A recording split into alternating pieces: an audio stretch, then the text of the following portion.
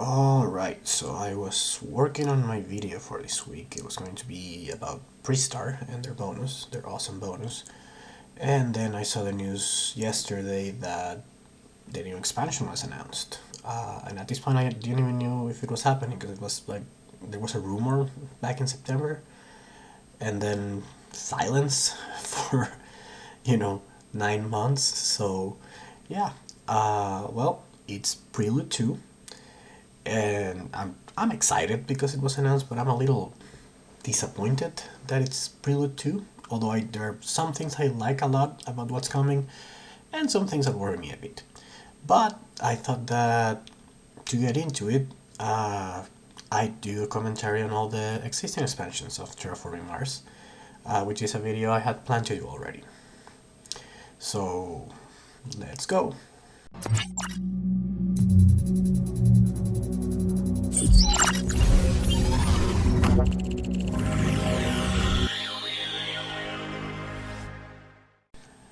Okay, so let me first discuss what's in the new expansion. The new expansion, Prelude 2, it's a sixth one, and according to what's been announced so far, it's gonna have 5 new corporations, which is pretty standard and always awesome, super exciting. It's gonna have Prelude cards with ongoing effects, so blue Prelude cards, and this is the one that worries me a bit. I'm gonna get into that later.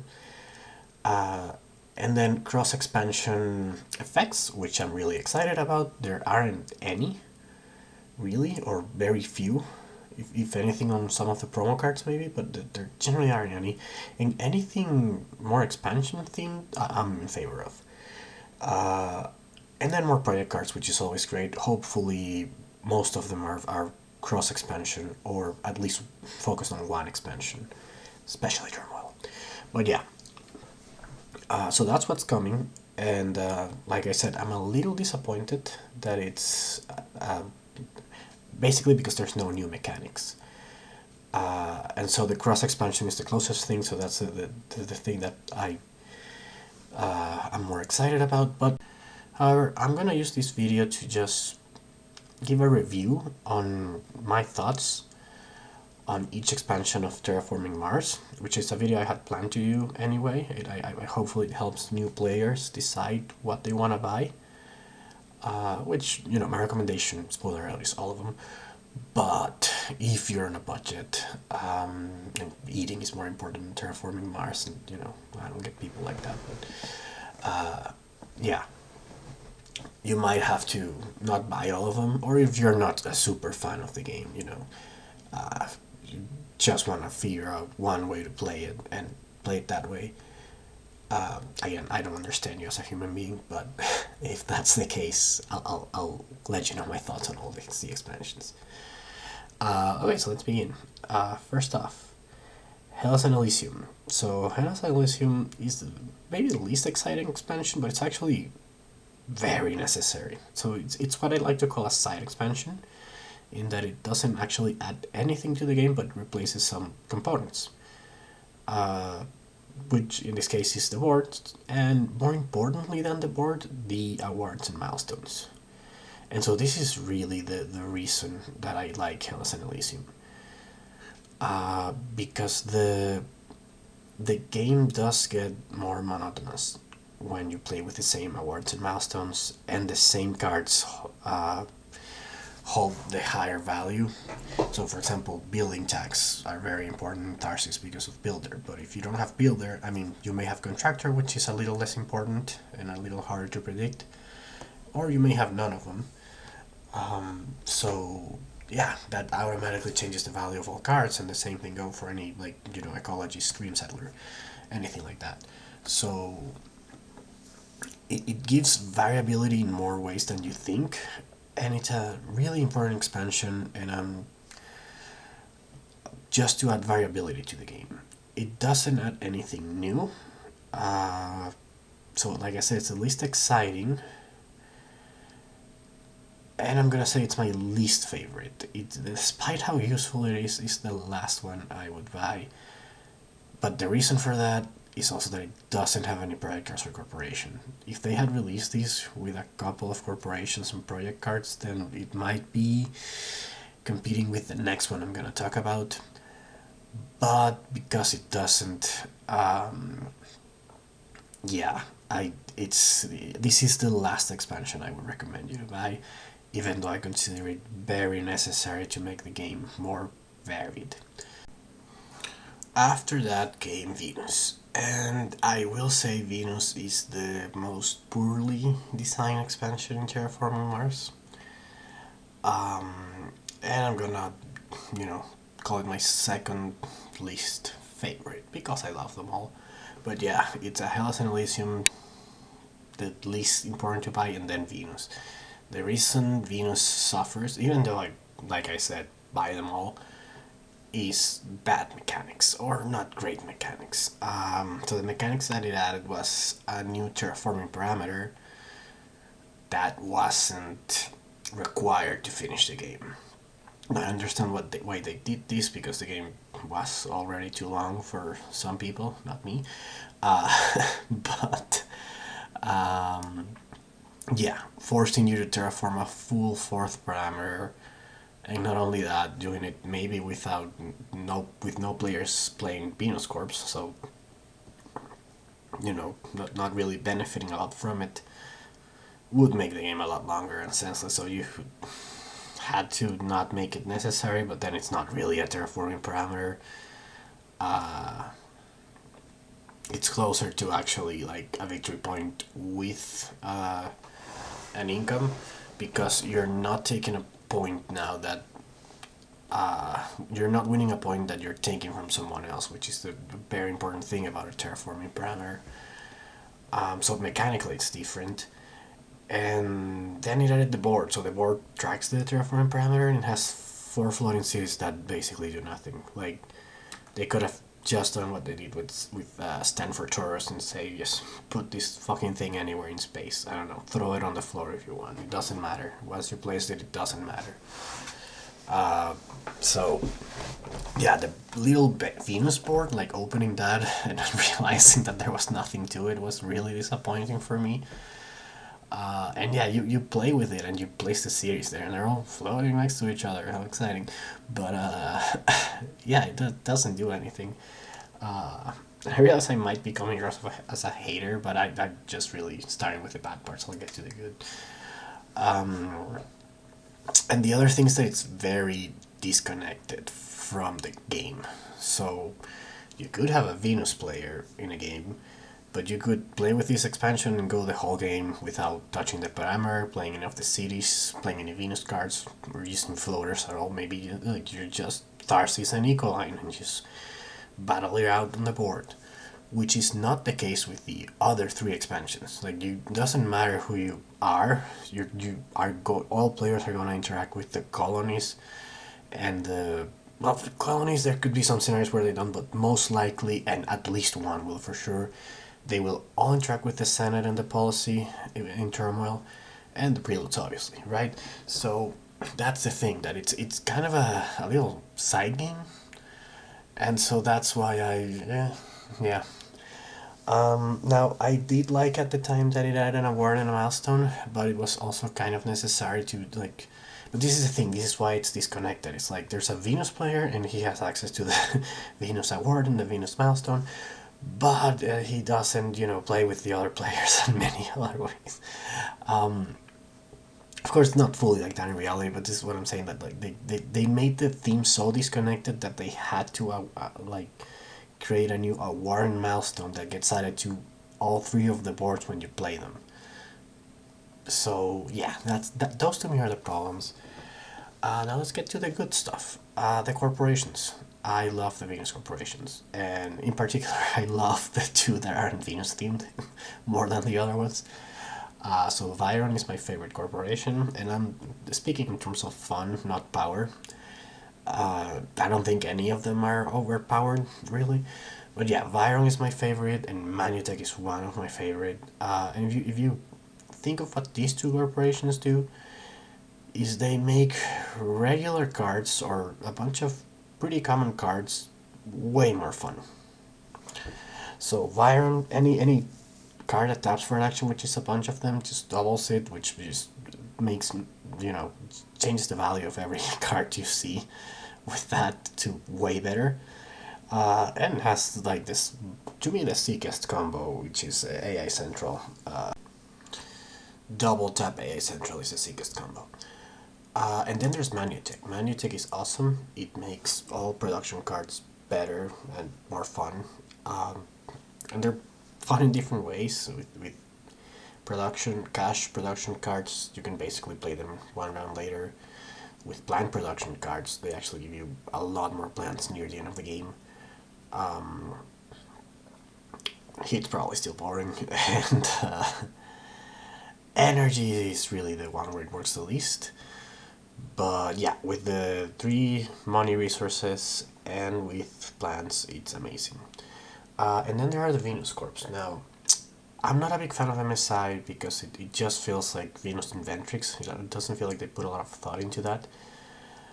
But it's still fun because you get enough cards within the same theme to play a fun game because of the draw. I hate the skill because it's like strictly worse than Inventrix. I really like Celestic. It's not very powerful, but Celestic is fine. Floaters are fun. That's really all it does. It does floaters. It gets better with Colonies because there's more floaters, but yeah, Celestic is fun. And then I have to mention that there's this huge pile of shit called Aphrodite. Never play it. Fuck this corp. Just pretend there's 4 corps. Okay. Moving on. Oh, so yeah, like I said, Venus is the second worst or the second least awesome Terraforming Mars expansion. And those are the reasons. It does add a lot more than Hellas and Elysium did. The corporations alone, Fire and Manutech, I would take those two over the 2 boards. But and the project cards are pretty decent. You add 50 project cards, and they're pretty good in general.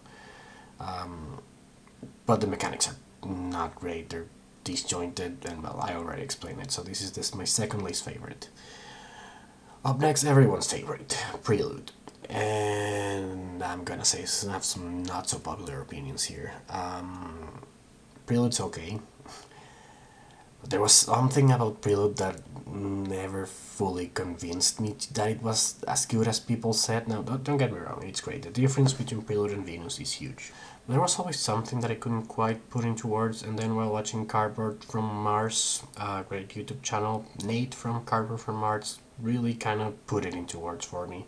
And I'm just gonna play that clip. The one that I dislike the most is Preludes, and that's the one that Yeah, it seems like everybody else likes the most. I know. I totally agree. I hate Preludes. Yeah, I do too. I think Preludes really ruins the milestones. Like many times, like I mean, some of the Preludes just start you with like 4 energy or something, and you're playing on the Elysium board or whatever with the Energizer, and you're like, oh, turn 1, I'll just take the Energizer. It's like doop de doo. Right. Yeah, it's to the point where I will not play this game with Preludes Yeah, anymore. I think Preludes is really, really bad. And I hate to say that for people that really like that, but it's the truth. Preludes is just, it doesn't, It breaks it. it breaks it. Right, so I don't feel as strongly about it as he does. But, yeah, Prelude can really break the game in the first round, which have happened rarely before. Of course, you can get, Tesseract, Earth Officer, or Catapult, run 1. Yeah, that can happen. But with Prelude, the chances of that happening are bigger. Because the difference in power between project cards in general, it's like when you see 10, it's not that common. There's gonna be that much difference in the starting hand, and not only that, but the players don't see all the cards. So you might be screwed from the beginning, but you don't feel that way because your opponent won't play them all. When you see good corp, great prelude, your opponent play that, and it just feels like game over. And I don't like that. And it also like he said, like there's a reason Phobos doesn't get titanium production. And if you think about it, titanium production is really expensive to get except for titanium mine. Otherwise, you have to pay like asteroid mining or Feste Shipyard, which are really inefficient for the production they give you because they have victory points. So you have to like invest a lot of your resources into like getting your skill to work, which is a very good skill because it's like half advanced alloys. But yeah, there's a reason that they didn't give Phobolock titanium production, and so I did feel like Preludes do like shadow the asymmetry that you get from each corporation. So like take Changqing for example, which came with Prelude. I actually was excited when I saw that these corporations started with mega credit production. It was kind of disappointing that the first time I played it, my opponent played Allied Bank and had double the production that I had. And so because when I saw this corporation in the previews, that's like its thing. It's gonna have this edge, and you know the preludes can just like overshadow that so fast. And don't get me wrong, the corporation card is still more powerful than the prelude card, but yeah, I feel like two good preludes and it can like the other player can be doing what you do but better, which is too fast. Like if you do that with like project cards and you pay for them is another thing. But yeah, I don't know if I can explain myself here, but yeah, that's what I don't like about Prelude. Now, to what I do like, and that is my favorite thing about Terraforming Mars. My favorite part of any game is looking at my opening hand, making the decision, and thinking of the potential. And the two preludes just make that more fun. By the way, if you like this, I recommend watching Mars Experts' What to Pick series or playing Mars University game. I'll leave a link. But yeah, this is my favorite part of every game. And I really get bummed when I get like a bad hand with no synergy. But yeah, this is my favorite part, and Prelude, having the two preludes to go with the temporary cards and the two corporations, and then Colonies make that even better. But yeah, I really love that. And then the other great thing is the corporations. Now the real corporations are overpowered, but they're the great design, lots of fun. Point Luna, amazing design, very fun to play with. Vitor, my favorite. I still think Point Luna is more powerful. Most people would say Vitor is more powerful, but yeah, Vitor is my favorite. And then Robinson, lots of fun. Valley Trust is the more vanilla one, but still looking at more preludes is awesome. But the 2D's Canon Science, it's whatever. And then Changqing is like generic. That one's not fun, but it's like generic, and I was excited about it being the first the corporation started with money production. So yeah, great corporations, great enhancement to the opening hand. It did make the game shorter, which some people consider it was necessary after Venus. I didn't again, but it does make it easier to convince people to play for me. So yeah, Prelude would be my third favorite or third least favorite expansion. Most people would say it's the best. Next up, game Colonies. And Colonies was awesome. I love this expansion. I was a lot higher on it when it came out, but it's still really good. And so let's go over the main thing that it does. So there's 11 colonies, one for each resource. So the 6 on the board, the 3 victory point resources, cards, and then 1 gold Europa, which is just incoherent. But it's not really used that much, so yeah, it's mostly 1 colony for every resource, including cards. And yeah, basically you can place colonies there, which gives you a placement bonus, and colony bonus every time you or someone else trades with it, or you can trade with it and you get main bonus of the colony, which gets bigger every round. And so the mechanic is good. The mechanic is a lot of fun. It really adds something else to do in the game. Especially one weakness I would say the game had is just you had a really tough hand. Not a lot to do early. or when neither player gets any card draw, the game can stall a little, I feel. And Colonies just gives you this option to just, you know, do something else and find more synergy if you're not getting your cards. So, really good in that sense. It does get a little stale after a while, and I think it's really saved by some of the cards that interact with the colonies, like Trade Invoice and these other three that are in the screen that I couldn't remember the name at the time of recording. I love these four cards. So what they do is they either like move the colony marker up, or they make it cheaper to trade. And then there's the ones that add fleets that let you trade twice per turn. It's also really important that you can only trade with a colony once per turn, so it's another thing players have to fight for. And yeah, so and then there's I really love the Jovian theme in the project cards. So that those were really fun. It brought back floaters and it gave us Jovian floaters, and they're a lot of fun. And well, let's talk about the corporations, because the corporations are the strongest, or the best. I'm talking about fun exclusively here. So the strongest, probably a poor choice, but yeah. I love Arclight. Ecological Zone might be my favorite card. So having a corporation that starts with Ecological Zone with the possibility of having the animal colony Miranda on board, it's lots of fun.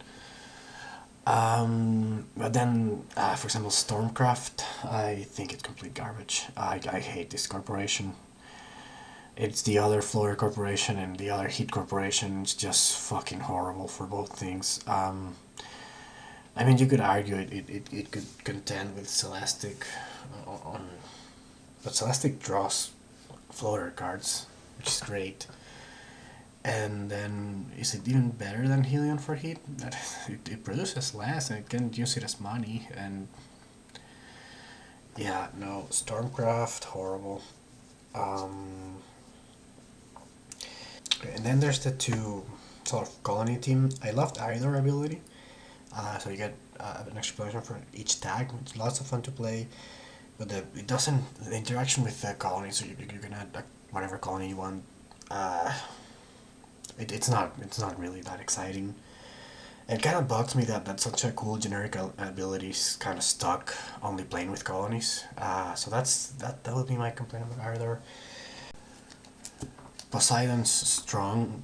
It's decent. It's fine. It synergizes with colonies. It's not super exciting. And then there's Polyphemos, which is kind of meant to be played with Pluto only, or if you have a central playable in your opening hand, because otherwise it gets really expensive. You either need a draw engine or really expensive cards, but you can rely on that you're gonna get a lot of expensive cards anyway. So, and they're definitely gonna block them. So yeah, the companies were this was the first expansion where I was slightly disappointed with the corporations.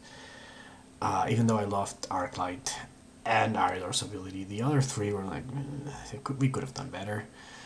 But yeah. And the other weakness I would say Colony has is that once you look into it, the colonies are too straightforward.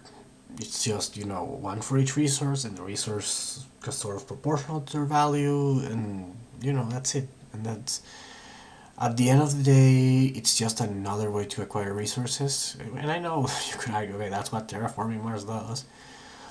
But yeah, it doesn't feel that complicated after a while. Like, I wish we had more colonies like Europa, but viable, because this is the thing. Europa is not really like you can use the energy production. Like, I wish we had combined resource colonies, like one that give you alternates heat and plant, something like that, or one that gave you points, for example, after, or that they let you raise parameters, but really all mixed up within the same colony.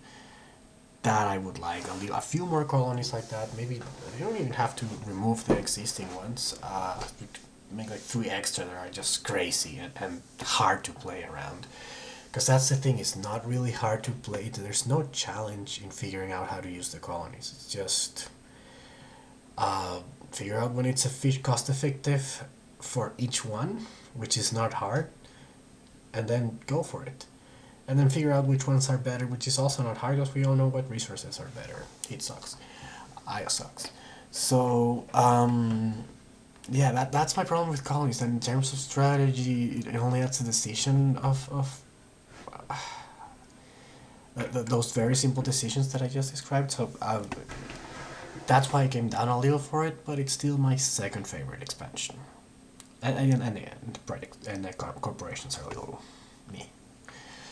Alright, so finally. Now I know a lot of people don't even play. This is maybe the second least used expansion, Turmoil, and that's because it kind of transforms the game. But it's fucking awesome, I swear. Yeah, you do feel like you're playing a game slightly different than Terraforming Mars, which is not the case with Prelude and Colonies. Prelude just seamlessly gets in. It's just a decision you make in your opening hand, and then it's the same game. Colonies, like I said, just a new way to acquire each resource. That's it. No, nothing else.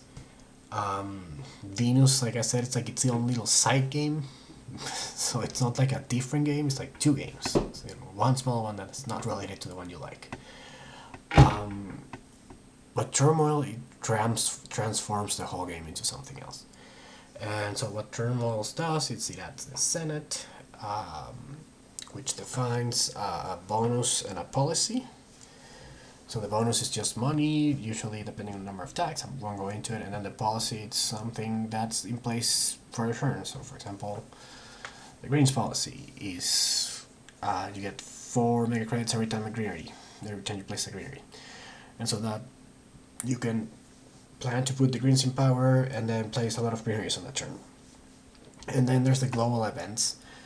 And those are just things that happen, and you can see them 3 turns away, which again lets you plan a lot. And so I think that unlike every other expansion, this one added a lot of complexity, that it blended into the game, not seamlessly, but it feels like one game, not like Venus, though slightly different. And yeah, now you have to make decisions with a lot more things in mind. And okay, the corporations are really cool. I won't go into a lot of detail, but yeah, there's some cool generic ones like Lakefront. I love Priestar and the Reds are amazing. Septon Travis is fun. And then the thing is, this one came with the promo corporations like Mons Insurance, Philaris, and Factorum, which are also lots of fun, but I tend to think of them as Turmoil corporations. They're not as good as Preludes, but Priesters does probably enter my top 5 favorite corporations to play with. So yeah, good corporations. The project cards, they were very few, even though there was also a promo set released with it. But yeah, they're nothing to write home about. GMO contracts probably my favorite. Something like that was, I think, was really good for the game. But yeah, not on the project cards, but it's just the mechanics, just the best mechanics. I couldn't have dreamed these to be this good. And so Turmoil is my favorite expansion. So for those keeping track, to me, each expansion was better than the last. Even though that wasn't my opinion at first, I probably had Prelude a little higher than Colonies at some point. And I might have had Venus lower when it came out because I was just really disappointed in that board. But after thinking it carefully, it does have more than Hellas and Elysium. But yeah, so now that I've given you all my thoughts on corporations, let's talk about Prelude 2 and what I think. So, well, first of all, like I said, I'm kind of bummed that there's no new mechanics. It's just more Preludes.